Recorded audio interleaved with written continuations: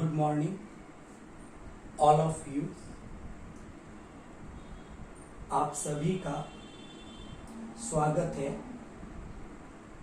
Gayatri group of institute के YouTube channel पर।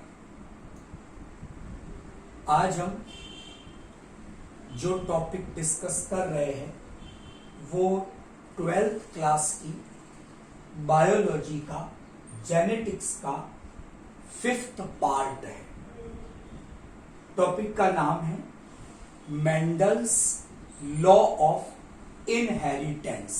हिंदी में इसे हम कहें तो आज हमारी स्टडी मेंडल की वंशागति के नियमों पर है। इससे पहले हमने बेसिकली 2 टाइप्स के एक्सपेरिमेंट डिस्कस किए थे, जिसमें से पहला एक्सपेरिमेंट मोनोहाइब्रिड क्रॉस का था, एक संकर संकरण का था, और दूसरा एक्सपेरिमेंट डाई हाइब्रिड क्रॉस का था, द्विसंकर संकरण का था। एक्चुअली मेंडल ने केवल प्लांट हाइब्रिडाइजेशन से रिलेटेड एक्सपेरिमेंट किए थे। उसने किसी भी प्रकार का कोई लॉ या नियम नहीं दिया। मेंडल के बाद ऐसे ही एक्सपेरिमेंट 3 वैज्ञानिकों के द्वारा किए गए। हमने पहले भी उनके नाम डिस्कस किए।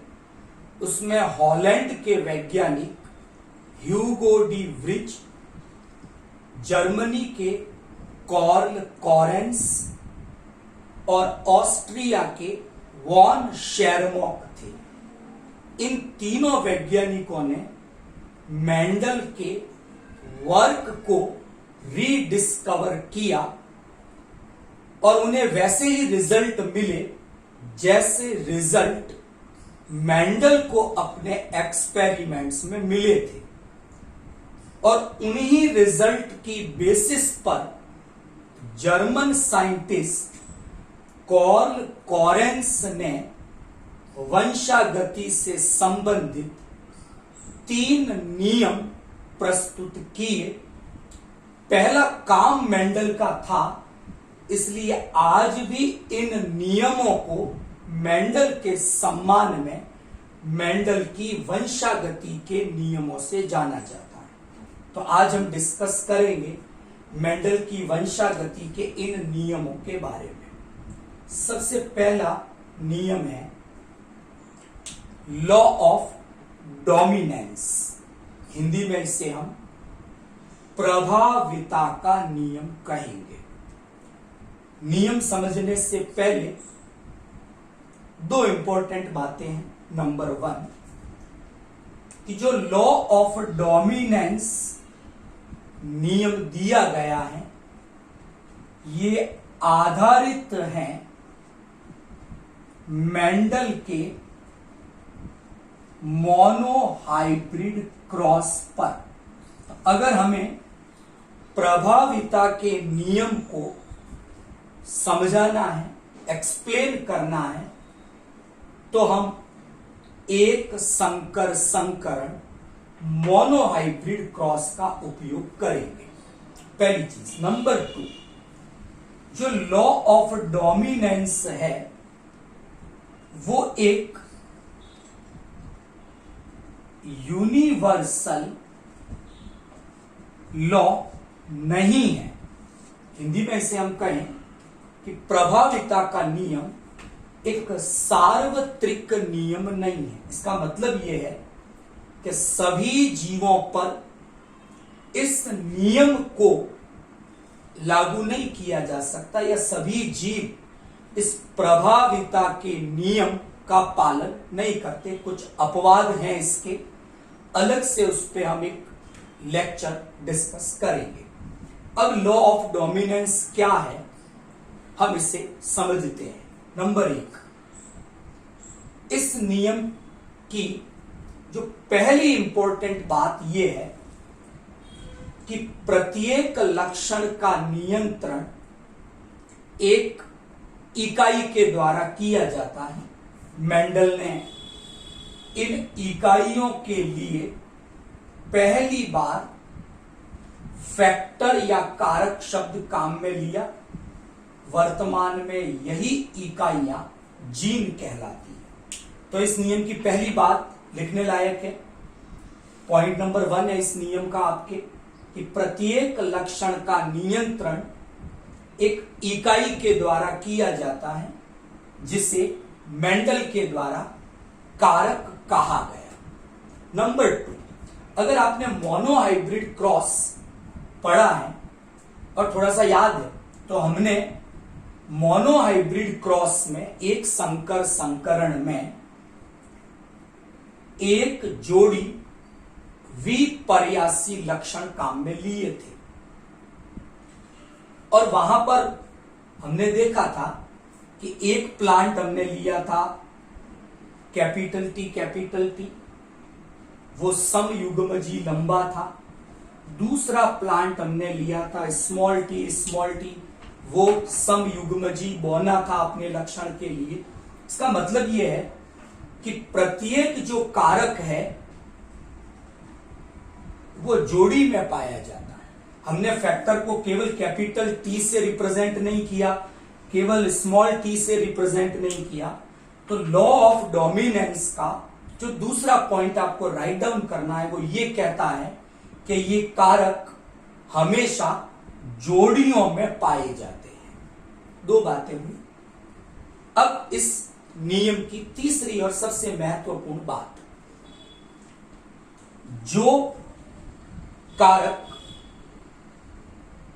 या जो लक्षण अपना प्रभाव प्रकट कर पाता है उसे प्रभावी डोमिनेंस कहा जाएगा, और जो प्रभावी की उपस्थिति में अपने आप को प्रकट नहीं कर पाता उसे अप्रभावी या रिसेसिव कहा जाएगा। इस नियम को कहा गया लॉ ऑफ डोमिनेंस। ये मेंडल की वंशागति का पहला नियम था जो मोनोहाइब्रिड क्रॉस पर आधारित था। इस नियम की 3 महत्वपूर्ण बातें थी, आप लोगों ने राइट डाउन कर ली होगी और ये नियम आपको समझ में आ गया। नंबर 2, आगे बढ़ते हैं। जो सेकंड लॉ दिया गया उसका नाम है लॉ ऑफ सेग्रीगेशन। हिंदी में कहें ये पृथक्करण का नियम है। नियम को समझने से पहले 2 बातें इसके लिए भी हम डिस्कस करें। नंबर 1, जो पृथक्करण का नियम है ये नियम भी मेंडल के मोनोहाइब्रिड क्रॉस के आधार पर दिया गया है, एक संकर संकरण पर आधारित है। दूसरी इंपॉर्टेंट बात कि पृथक्करण के नियम का कोई अपवाद नहीं, सभी जीव समान रूप से इस नियम का पालन करते हैं और इस प्रकार ये एक यूनिवर्सल लॉ है, सार्वत्रिक नियम है। किसी भी प्रकार का कोई अपवाद इस लॉ ऑफ सेग्रीगेशन का नहीं है। समझते हैं इस नियम के बारे में क्या कहता है पृथक्करण का नियम। मेंडल का मोनोहाइब्रिड क्रॉस, पेरेंट्स काम में लिए capital T, small T. Mendel ने देखा F1 जनरेशन के जितने भी प्लांट्स थे वो जब उगाए तो वो सभी लंबे थे।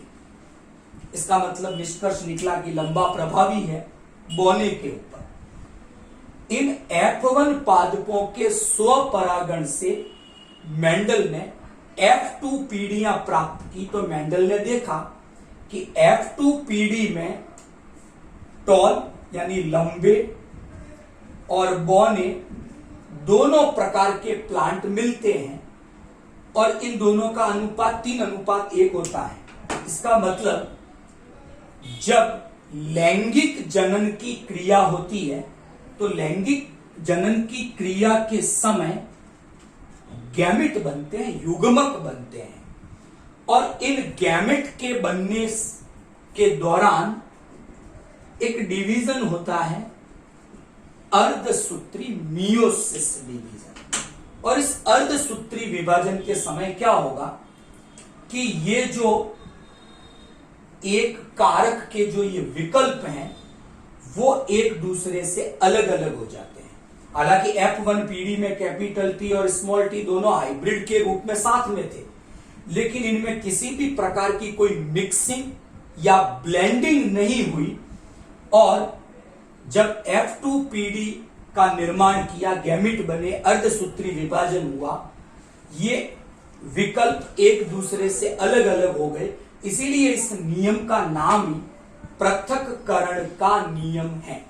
अच्छा, इस समय जो गैमेट बनते हैं, मान लो यहां पर कैपिटल T स्मॉल t के गैमेट बनेंगे, तो या तो गैमेट के पास कैपिटल T जाएगा या गैमेट के पास स्मॉल t जाएगा। इसका मतलब जो युग्मक या गैमेट बनेगा वो या तो केवल कैपिटल T वाला होगा या केवल स्मॉल t वाला होगा। इसका मतलब गैमेट या युग्मक हमेशा शुद्ध बनेंगे। इसलिए इस नियम को युग्मकों की शुद्धता का नियम या प्योरिटी ऑफ गैमेट्स इस नाम से भी जाना जाता है।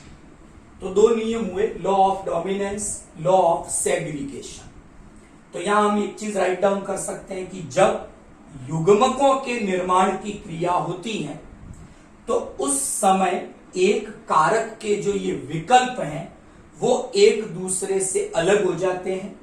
और इस प्रकार जो युग्मक बनता है उसके पास जोड़ी में से केवल एक ही विकल्प का प्रवेश होता है। इसे पृथक्करण का नियम या युग्मकों की शुद्धता का नियम कहा जाता है।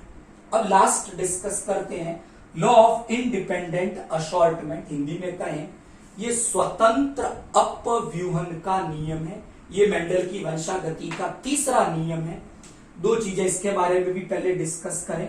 नंबर एक, ये जो नियम दिया गया है ये मेंडल के डाई हाइब्रिड क्रॉस पर आधारित है, द्विसंकर संकरण पर आधारित है। नंबर दो, ये जो नियम है ये भी एक यूनिवर्सल लॉ नहीं है, मतलब सभी जीवों के द्वारा इसे समान रूप से अप्लाई नहीं किया जा सकता है, कुछ अपवाद है। तो जो 3 लॉज दिए गए उसमें से लॉ ऑफ डोमिनेंस और लॉ ऑफ इंडिपेंडेंट असॉर्टमेंट सार्वत्रिक यूनिवर्सल लॉ नहीं है, केवल universal law, law of segregation. दूसरी बात, जो स्वतंत्र अपव्यूहन का नियम है लॉ ऑफ इंडिपेंडेंट असॉर्टमेंट का, ये डाई हाइब्रिड क्रॉस के आधार पर दिया गया है। तो थोड़ा सा समझते हैं हम मेंडल ने क्या वर्क किया था। हमने एग्जांपल लिया था डाई हाइब्रिड क्रॉस का। एक प्लांट ऐसा था, दूसरा प्लांट जो है वो ऐसा था। ये प्लांट समयुग्मजीय है, शुद्ध है, इनके बीज की आकृति गोल है और कॉटिलिडन्स बीज पत्र का रंग पीला था। दूसरा जो प्लांट है इनके बीज की आकृति झुर्रीदार है और बीज पत्र का रंग हरा था। दोनों शुद्ध थे।